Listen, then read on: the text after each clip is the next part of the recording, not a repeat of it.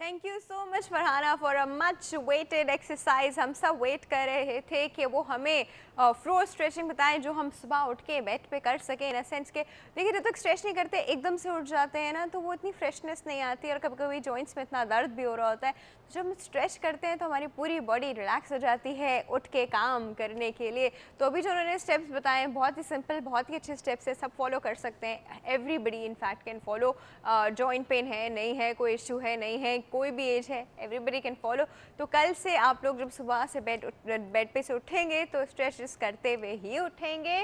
और इस टिप के साथ वक्त हो गया है हमारी हेल्दी मॉर्निंग टिप का। चलते हैं हेल्दी मॉर्निंग टिप की तरफ। जी व्यूअर्स, आज हमारी हेल्दी मॉर्निंग टिप जो है वो है अबाउट डिसीजन मेकिंग। यानी हम जब कोई डिसीजन कर रहे होते हैं कि क्या करूं, इसके लिए ये ऑप्शन भी है ये ऑप्शन भी है, तो उसको सिलेक्ट करना, एक डिसीजन लेना जो है ना वो बड़ा मुश्किल हो जाता है कुछ लोगों के लिए, फैसला करना कि क्या सही है और क्या गलत है। तो हमने कहा कि आज हम आपको टिप्स देते हैं डिसीजन मेकिंग पे, और डेफिनेट डिसीजन आप ही का होगा, लेकिन tip just to help you out के बहुत सारे लोग जो हैं, कुछ लोगों के लिए डिसीजन लेना बड़ा आसान है, कुछ लोगों के लिए जो है ना डिसीजन लेना जो है वो बड़ा मुश्किल हो जाता है और वो पेंडिंग में पड़ा रह जाता है और वो उस डिसीजन लेने के लिए इतने परेशान रहते हैं कि वो फिर डिसीजन होता ही नहीं है। कुछ लोगों के पास्ट एक्सपीरियंसेस ऐसे हुए हुए होते हैं कि वो डर जाते हैं कि हम ये डिसीजन नहीं ले सकते और और कुछ रिग्रेट्स उनकी लाइफ में ऐसे शामिल हो जाते हैं कि they lose confidence in themselves कि मैं जब भी अपने लिए डिसीजन लेता हूँ या लेती हूँ तो वो गलत हो जाता है। तो हमने कहा कि हम टिप्स देते हैं जी। सबसे पहली बात जो मैंने आपको ये बतानी है कि नेवर मेक स्नैप डिसीजंस। ऐसे करके कोई चीज़ आप डिसाइड नहीं करेंगे, हमेशा give it some proper time. ऐसे करके आप डिसाइड कर सकते हैं कि हाँ आज लंच वहाँ करना है, ऐसे करके आप डिसाइड कर सकते हैं कि हाँ आज कपड़े ये पहनने, बट ऐसे करके आप ये डिसाइड नहीं कर सकते कि मैं घर चेंज कर रहा हूँ। इट्स अ बिग डिसीजन, ठीक है। तो जो इस तरह के डिसीजंस होते हैं they need time, they need concentration, they need कि आप उसको प्रॉपर अटेंशन दे के सॉर्ट आउट करें। दूसरी जो बहुत इंपॉर्टेंट चीज़ है वो ये है कि जब हम कोई डिसीजन बना रहे होते हैं तो it's good that we write it down. उसको लिखें किसी पेपर के ऊपर कि मुझको ये घर लेना है इस जगह, इस लोकेलिटी में, मेरा ये बजट है और मेरा इसके पीछे क्या मकसद है, ठीक है। इससे क्या होगा, एक क्लियर पिक्चर आपके सामने आएगी। Then I want you to do स्वॉट एनालिसिस उसके ऊपर। अब इस स्वॉट एनालिसिस क्या होता है, SWOT। ये अगर आप इंटरनेट पे सर्च करेंगे, गूगल पे सर्च करेंगे तो भी आपको मिल जाएगा। वैसे मैं आपको बता दूं, S स्ट्रेंथ फॉर स्ट्रेंथ, उसमें कितनी स्ट्रेंथ है। W स्टैंड्स फॉर वीकनेस, आपके इस डिसीजन की क्या क्या वीकनेसेस हैं।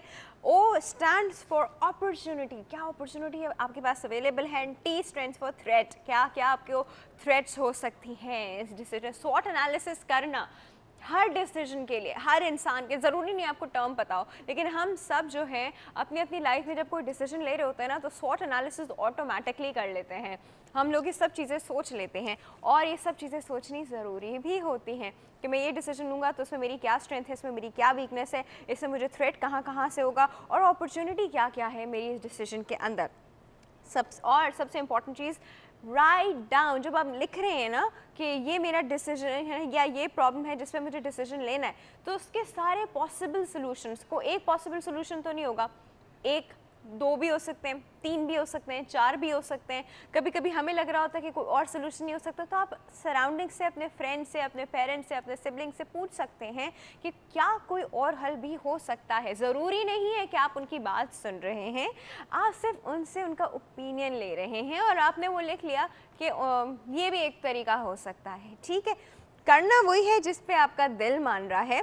उसके बाद आपने जब उनमें से ऐसा एनालिसिस करने के बाद एक ऐसा डिसीजन लिया जो आपको लग रहा है कि ये अच्छा है, तो सबसे पहले तो आप देखें कि वो आपको कैसे अफेक्ट कर रहा है और आपकी सराउंडिंग में जो इम्पॉर्टेंट लोग हैं, I am not talking about everybody, I am only talking about जो इम्पॉर्टेंट लोग हैं आपकी लाइफ में, जैसे आपके पेरेंट्स हो गए, आपका स्पाउस हो गया, आपके बहन भाई या फ्रेंड्स हो गए, इनको कैसे अफेक्ट कर रहा है। अगर इनको भी कोई सच इफेक्ट नहीं कर रहा या अच्छे इफेक्ट्स हैं, देन डेफिनेटली टेक इट। उसके बाद डिसीजंस की लाइन नहीं लगाई है, इन अ सेंस के प्रॉब्लम्स का ढेर नहीं लगाई है। One decision at a time, don't stack up. मतलब आपने एक बात को सोचना है, उस पे लेना है कि हाँ ये मैंने करना है, या नहीं ये मैंने नहीं करना, या मैंने ऐसे करना है। तो एक बात होनी चाहिए, चार चीज़ें एक साथ डाल लेंगे ना तो ज़िंदगी में बड़ी कन्फ्यूजन हो जाती है।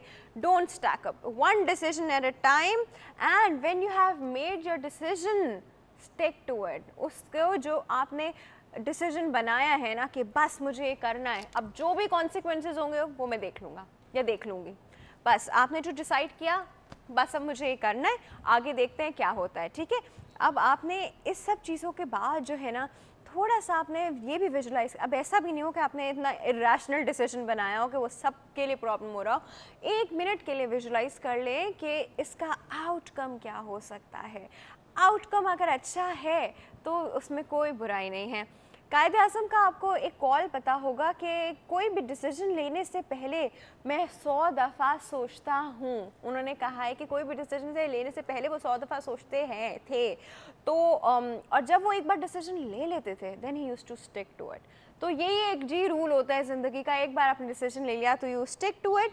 सबसे इम्पॉर्टेंट चीज़ है go with your gut feeling. आपके अंदर में, आपके दिल में क्या आ रहा है, आप भूल जाए सराउंडिंग में क्या, आपके दिल में क्या आ रहा है। वी टेंड टू इग्नोर कि हमारे दिल में क्या आ रहा होता है, क्योंकि यूजुअली हमारे दिल में जो बात आ रही होती है वो हम मानने को तैयार नहीं होते कि नहीं नहीं नहीं नहीं, नहीं इसको छोड़ दो, ऐसा नहीं हो सकता, नहीं नहीं ऐसा।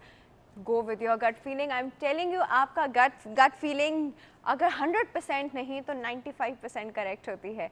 Always go with your gut feeling. जी ये था हमारा आज की tip which was about decision making. I hope आपने से कुछ सीखा हो। और इसके साथ ही वक्त हो गया है एक छोटी सी ब्रेक का, कहीं नहीं जाएगा, विल बी राइट बैक।